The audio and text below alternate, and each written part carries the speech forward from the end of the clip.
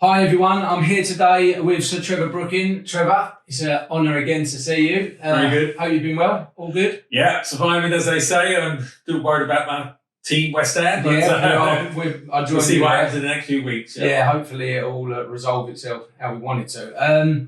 Trevor, as you know, I've collected football boots, I've been doing for many years and that. I just wanted to have a little chat with you, obviously at a different era. There wasn't many to choose from in your era, football boot-wise. What sort of boots did you start with?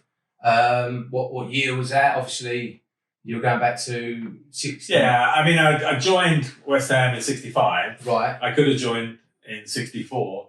But because I was at grammar school, my mum and dad wanted me to do GCEs. Yeah, of course. And so in 1964, when I said I'd be joining, of course, we won the FA Cup. And then in 65, when I did join. So how old was you then? 65? 65 when I joined, I was coming up 16. Right. And then I did a 2-year apprenticeship rather than 3 years. So I took the GCEs. And then, 65, as I say, did a 2-year. And then 66 was pretty exciting because of the World Cup. So three World Cup lads, Bobby the captain, the hat-trick man, Jeff and Martin. So you were training with them sort of. Yeah, so pre-season was manic. With all the press and the media and all that. And of course it was great as a youngster to be training and seeing how they dealt with all that success really. Yeah. But they were really my early years at the club. And to have asked for anything more than being through with 3 World Cup winners was pretty special. So you're a young trainee, training each day with them sort of players. It's a bit surreal, isn't it? And then the early days when you're an apprentice, of course, there is a bit of a reality check. You train and whatever, and then after training and that, you collect up a lot of the kit. Yeah. Was you like cleaning? So you put the kit and whatever in, and then on a Friday, obviously the games used to be the Saturday, nearly all of them then. That's right. Now. So on a Friday we were back at the ground, and that's when we used to help. We had 1 or 2 boot boys, but as apprentices and that, we helped clean some of them, and then also sweep and the old dressing rooms and make sure they were spick and span for the game the next day. So that was part of what you would term the apprenticeship learning, that playing side, but also contributed to the. Do you think nowadays they don't do that, as we know? No, I think it's a shame. I mean, you've got to remember in my era, it was all Brits really. But I remember back to my time, the 90s and that, and John Terry spoke to him about it. He was cleaning like Zola's boots. A little tip at Christmas. My friend Bertie Brayley, you probably remember Bertie Brayley at West Ham? Right, Bertie Brayley. He was in the FA Youth Cup winning team with Joe Colnett. Right. He was cleaning Paolo's that year. Yeah. And he said he was expecting a nice tip off of Paolo. I mean, the difference obviously is what the pitch is. Because pitches are pretty lush now. That's right. Whereas, at the start of the season, August, September, you used to have them quite nice, and then gradually getting muddier and heavier. And in those days we played. I kept 2 pairs of boots for the whole season. One was the studded, the longer ones, which obviously, let's say October through to March, was what I used to wear most of the time because it was muddy and heavy. And then at the end of the season, after all the wear and tear, you used to have little 4 corners of green where the corners were, but the rest was dry mud. And certainly August, September, we had a bit of grass, and then gradually that disappeared. And certainly changed. So rubber boots were only for 2 or 3 months, and the long studded ones for the first 5 or 6. So what was your go-to sort of boot back then? Did you? When you signed for West Ham, did you get some boots from the club? Was it still up to you to use generally speaking, you got boots from the club. One, as I say, a rubber moulded. A rubber and a stud. And the others are longer studs. I mean, in those days, the choice of boots was not as great, and certainly Adidas and Puma were the 2 big ones. You mentioned Puma earlier. Are these the sort of style? Yeah, I mean, funny enough, I had a. They're quite heavy. Hard leather, yeah. I think these are 70s boot. I mean, when I'm holding them now, if you hold one now, they're so light. But this is quite heavy. And it's quite strong in that. I used to have always a white Puma. And then, funny enough, more different boot people came in. Yeah. I had one amusing thing for a couple of years. Dunlop, who are very big in tennis. I think that's a mate that I couldn't make out in a photo. I thought they was Gola, but I was thinking about they don't look I did wear Gola. They were decent. Right, But Dunlop, which was so successful in tennis and stuff like that, made football boots and they were not great. And so mine were heavy. Yeah. And to the stage where I wasn't comfortable wearing them. No. So, but I then, I've got to say, took off one and actually wore boots that during my Dunlop contract, which weren't there as such, because they just couldn't get it right. And as you probably, if you look at it, how long they were in football, they then stepped out of it because the actual football boot was something that a company like that wasn't able to handle. And then gradually then you got more and more different boots that come in.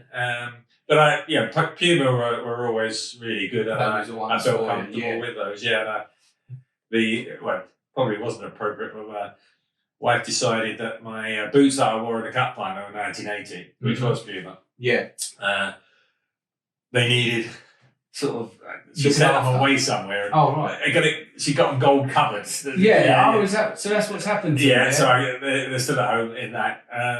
But we used to chuckle about it because she got the boots all looking great, but of course I scored with a header. So, but I said they were so light and that I was able to get down and fall back. And you didn't want to go and plate your head, obviously. But to be fair, they were good. But you didn't have the choice of boots, and of course these days, if you ever see them, a lot of the players give their pair of boots away after every game, which is amazing. Really. As you say, they get so many. Yes. So many now. I think it takes the rarity away. Well, obviously it does, but it's not the players' faults nowadays. They're signing contracts. But you'd have a boot like Puma and that probably got 4 or 5 from that they could choose from that particular year. Versions, we had rubber molded and the studs, and that was it. But there was not different designs. So did you get paid as well? Any contracts? You did get paid a contract. And it was just an annual one, really.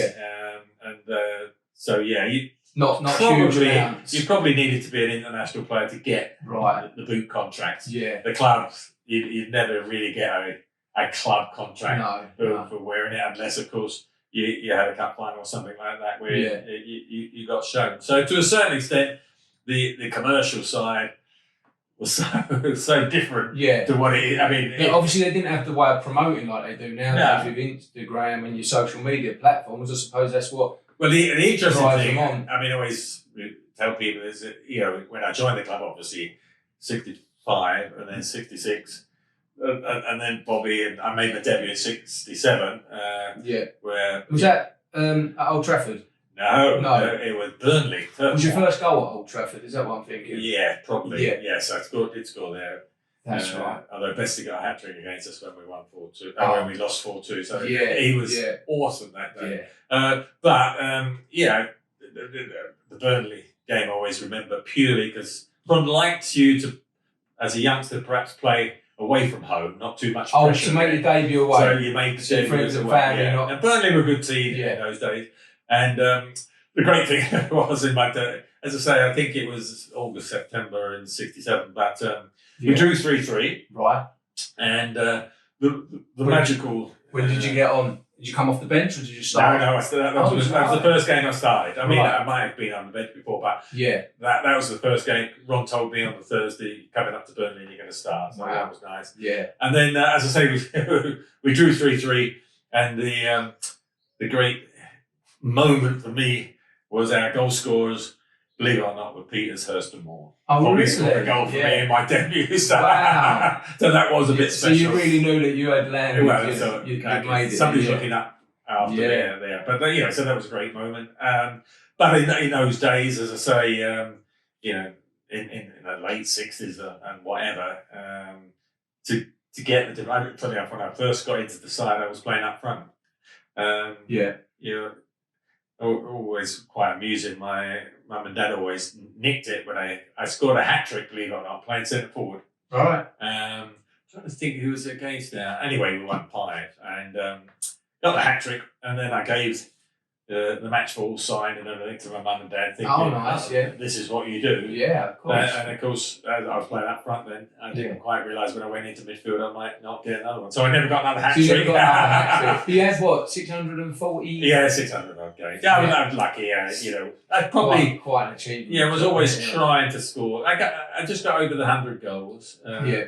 2 FA Cups. Yeah, 2 FA Cups. One very important goal. Yeah. and also, it's weird because we got relegated in 57, 58, and to a certain extent, I thought. Sorry, I said 76 was the time we were going down. Right. And then because I just had a hammer of the year and because you broke in quite late though, didn't you? Really, like 21, 22 when you was established. Well, yeah, to get a regular place, I suppose. I mean, if you look at it, 67, my actually birthday was. Did that worry you? 48, so I was coming up to 20. So about 20, I got me a regular place. But during that time, then I had a dilemma. Then when we got relegated, I just had my testimonial. Right. There was a 3-day week, and I know you wouldn't know about all that strikes or whatever. Yeah. And so unbelievably, 20,000 people came. Yeah. And I always remember we got a call day before from the local electricity people. Don't worry, the lights won't go off tomorrow night for the testimony. So we do that. But so to get 25,000, which was fantastic. Yeah. And then of course 3 months later we got relegated. So there was no way I could leave. No. With that happening. So the first season down, we just missed out. I hurt my ankle about 6 matches from the end, and we missed out on the playoffs. Right. And then second season, John Lyle took over from Ron, and he then brought in. Because you only had a couple of managers, didn't you? Only your time? 2 the whole time, 19 years. 2 incredible managers. But I mean, John was probably. I mean, Ron was the coach, the way we played. Yeah. And he taught John, but John was a better manager because he was harder. Right. And 1 or 2 of the older players that Ron kept in the team, John decided we're going to struggle with, and so he moved 4 or 5 of those on. Yeah. Brought in Parks. A bit more ruthless then. Yeah. Brought Parks in goal, and then we had Ray Stewart right back. Yeah. Young Alvin Martin came in to play alongside Bonzo at the back with Frank Lampard. So that 5 at the back with Parks in goal was the best defence I played. Yeah. And from then on in, so the second year we did well.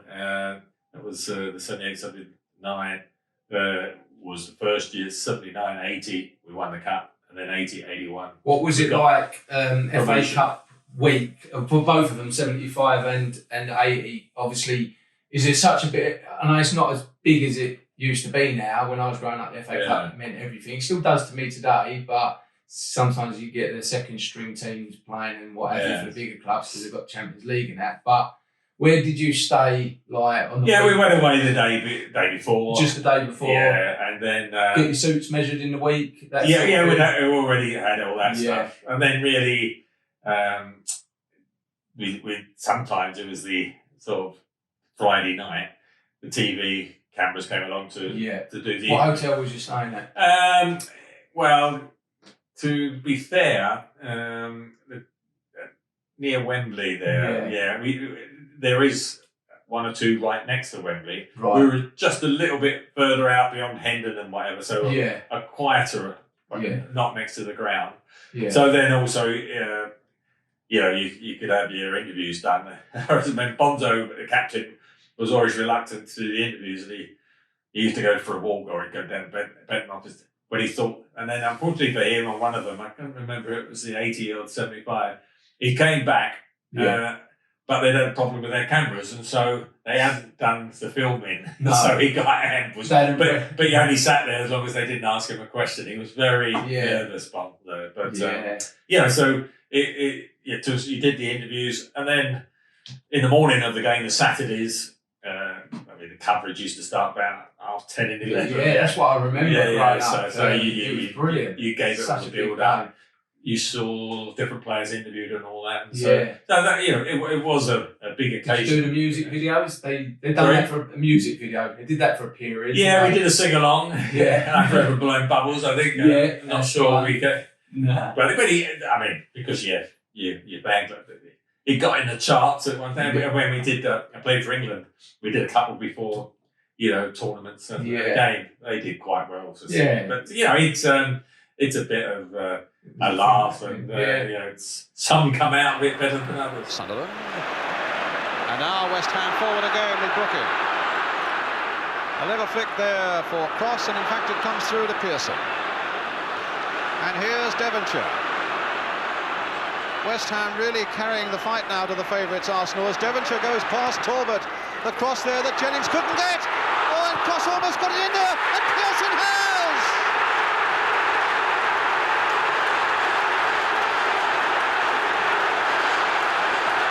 Well, the ball in the back of the net from Pearson's shot.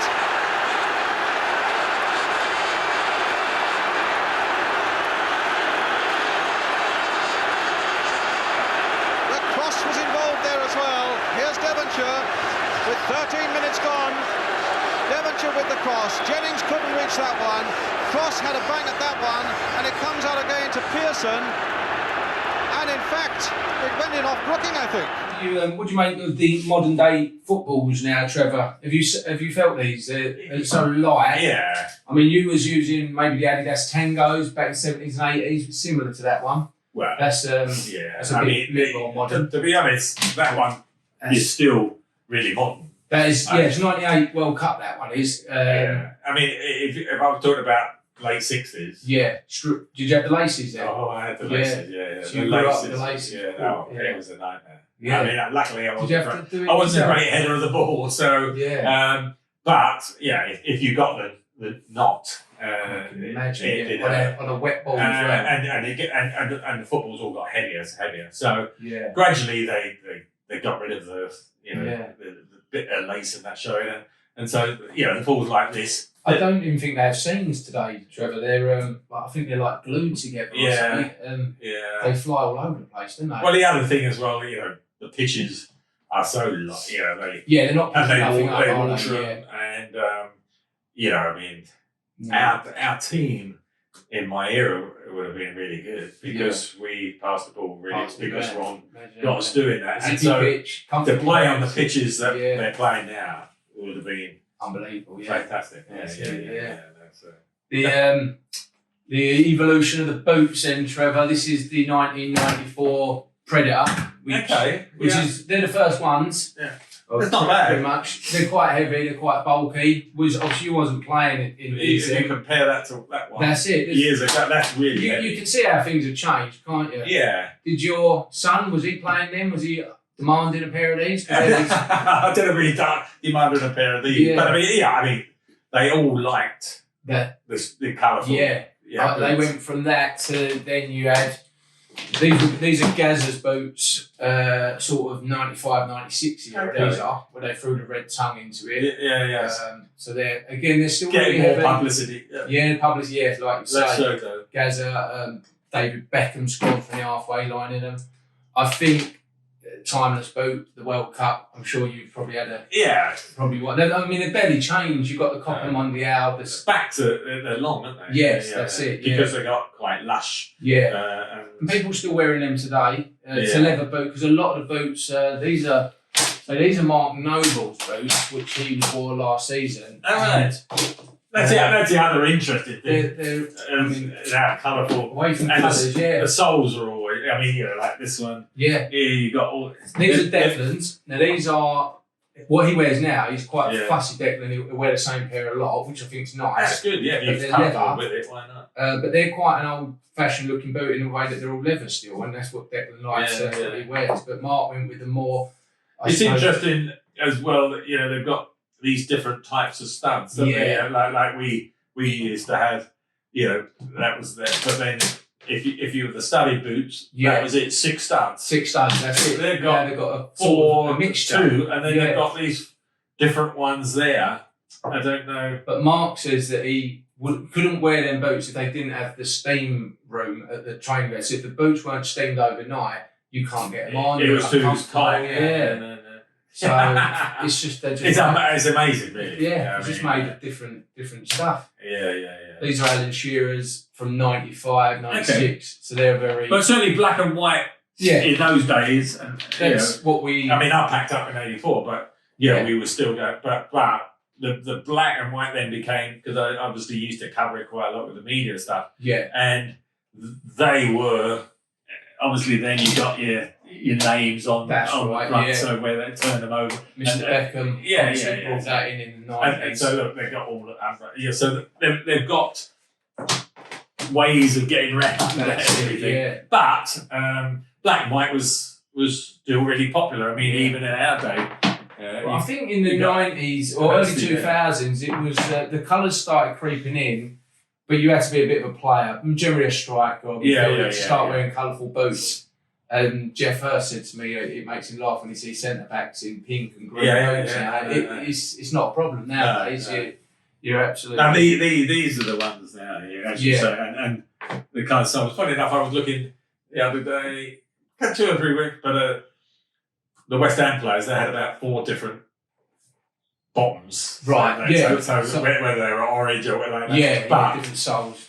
The idea of just having sort of white or black has gone. They've got to be colourful. They're trying to make money and they want the kids to wear whatever they wear each week, don't they? So, I mean, I think some of it, because obviously, it's even with people who work in broadcasting, it's all about the following, isn't it? Yes, that's it. So they go online and whatever, but they have people looking after the players. But they need the players to wear the current boot. Yeah. They need the kids buying them and all that. Yeah. That is the big issue. But, the problem nowadays is the online stuff, because obviously you get a lot of 10-15% of the online people shouting and hollering at the person who's wearing them. Yeah.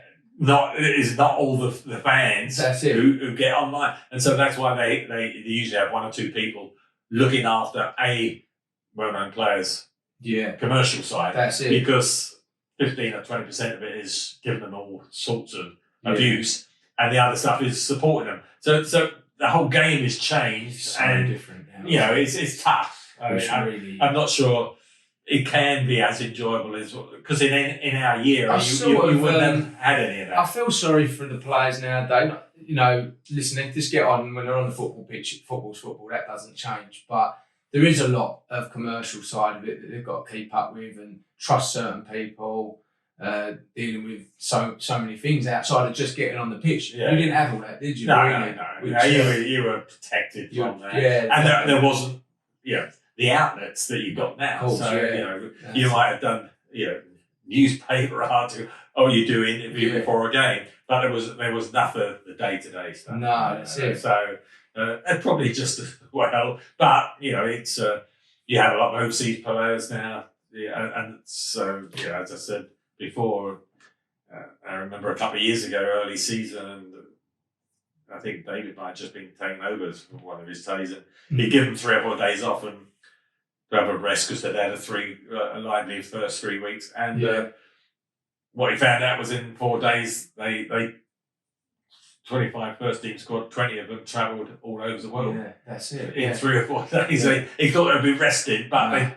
they're all over the place. So, the idea of doing what we did of old would never happen these days. Definitely a different game. But Trevor, it's been absolutely brilliant talking to you about boots and some of your old memories and that, and I really appreciate it.